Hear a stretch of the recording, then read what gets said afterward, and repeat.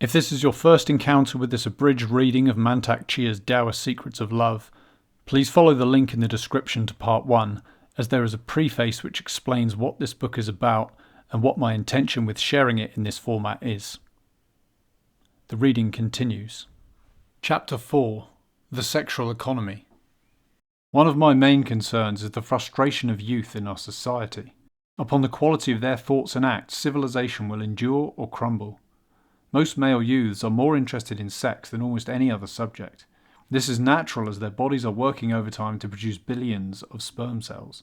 Women cannot imagine what an intense experience this is, as their energy cycle is more evenly distributed over the fluctuation of a monthly menstrual cycle.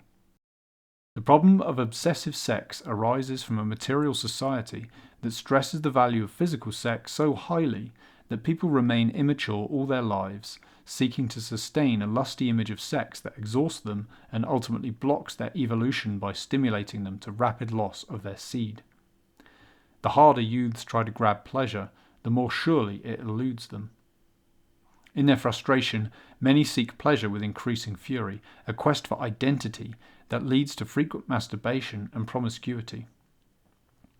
The more often they spill out their vital seed, the more empty they gradually become despite the temporary feeling of gratification as the life force passes out their loins. Unrestrained sexual frenzy can destroy a young man's fragile identity and melt him into the mob mind cultivated by sex-for-profit industry and sexually exploitive media shows. Higher vital energy, which should nourish the young person's true centre, serves instead to grease the empty fantasy of his bed of lust. Afterward, he is left with nothing. If the fragile link with his newly forming adult identity is frayed or broken by lack of love or social nurturance, a youth has only the group psyche to animate his life. The group mind provides the fullness their hollowness craves. As nature abhors a vacuum, their own emptiness despises itself. Any athlete who can master the urge to ejaculate his life force will have taken a step in the lifelong process of mastering himself and his chosen sport. He can awaken from a night of ecstatic lovemaking feeling light-hearted and energetic, with his batteries fully charged. This is quite different from the pleasant exhaustion that often follows ejaculatory sex. Some male athletes claim that ejaculatory sex the night before is beneficial to their sport. The reason for this is usually simple. The athlete has too much nervous energy, and lovemaking relaxes him. His excess energy impedes his performing ability, and ejaculation relieves that tension. This is entirely in line with the Taoist idea of the function of lovemaking to harmonize the mind, body, and spirit. Huge quantities of raw qi energy in the physical body are useless until they are harmoniously integrated with the mind and spirit. Cultivate and balance your internal energy constantly, and you'll be surprised at how your emotions will lose their power over you and be replaced by a continuous feeling of inner connectedness. You won't need to seek your emotional understanding from a woman, which is a dependency trap many men fall into.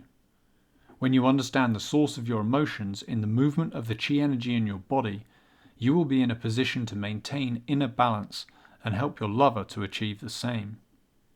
Once you are free of sexual and emotional compulsiveness, you will find yourself a very changed man in your relationship with women. For many American men, sexuality actually remains on an infantile level. It is often no more than an extension of feeding. It is an attempt to take in love from outside themselves and childishly demand the certainty of continual gratification. This leads necessarily to the jealous dependency that plays havoc with so many relationships. People spend years watching to see if they are loved. In this way they annihilate even the possibility of what they seek. This type of destructive sexuality is a constant looking outside oneself for assurances.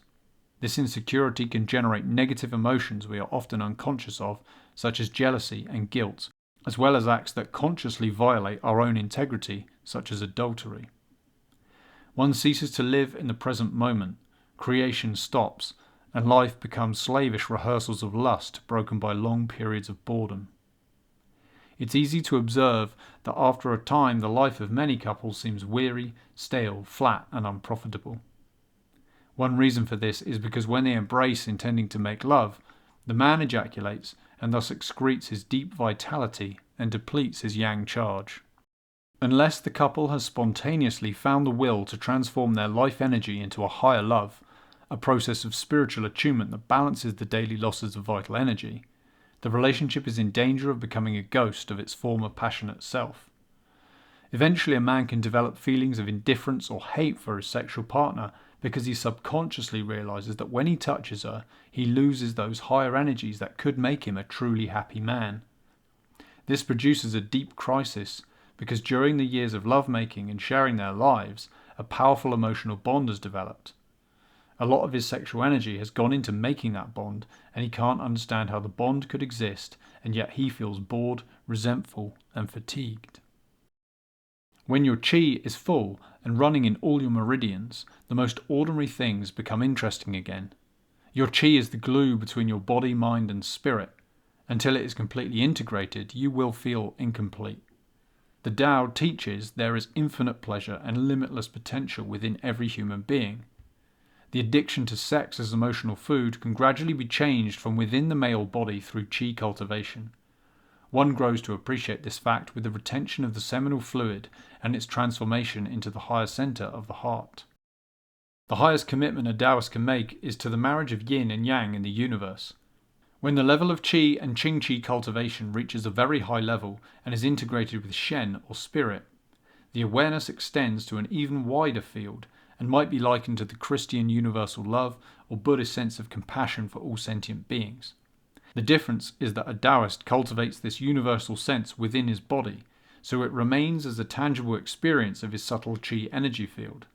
This ensures it does not become a conceptual or theological idea of love into which a man is trying to fit his behaviour. This is an impossibility, as no whole human being with an integrated body, mind and spirit can fit into the shoes of an abstract idea, even a noble one like love. There is a distinct tendency for strengths and weaknesses to propagate themselves. The weak grow weaker, the strong strive to increase in strength still more. Taoist cultivation helps curb self-destructive tendencies which are worsened by weakness itself. The Taoist treasures the energy stored in his vital fluid. The vital power within him slowly begins to resist abuse of any sort to both his body and character. The loss caused by ejaculation is not limited to the physical sphere. Mental and emotional functions are profoundly influenced. Hormonal fitness directly affects personality and capacity for creative thought. The mind suffers from the loss of testosterone, the hormone secreted in the testes and spent in ejaculation. Most people spend a lifetime performing and dreaming of sexual intercourse for the sake of pleasure and emotional fulfillment. It seems clear that sexuality serves a higher function in humans, but doctors, scientists, psychologists, priests and artists cannot even begin to agree on what this higher function is and how or if it should be regulated to improve human well-being. Much depends, of course, on the path you're taking through life. At a certain time in your life, celibacy may be best for restoring your health or for achieving rapid spiritual progress. Celibacy can be an extremely powerful means of conserving all your vital energies, freeing you to work with greater intensity in cultivating yourself. But most Westerners are focused on finding the right mate and working out their sexual and emotional desires with a partner.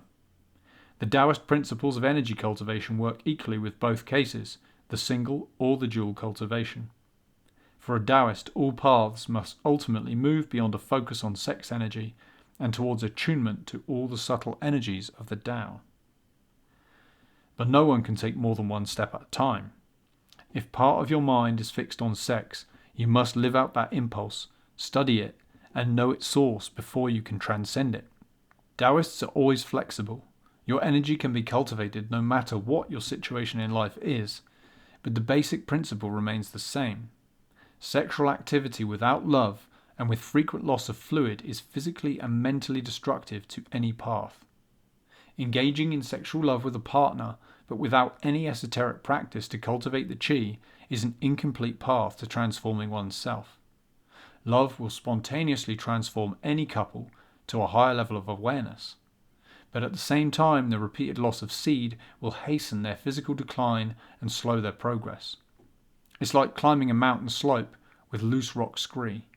You take 3 steps up and slide back down 1, This pace may lead to emotional and mental happiness found at the top of the first ridge, but it may deprive you, for the lack of time and energy, from seeing the valleys, mountains, rivers, and ocean beyond. This is the fullness of the Tao, the attaining of a lasting experience of your higher spiritual self.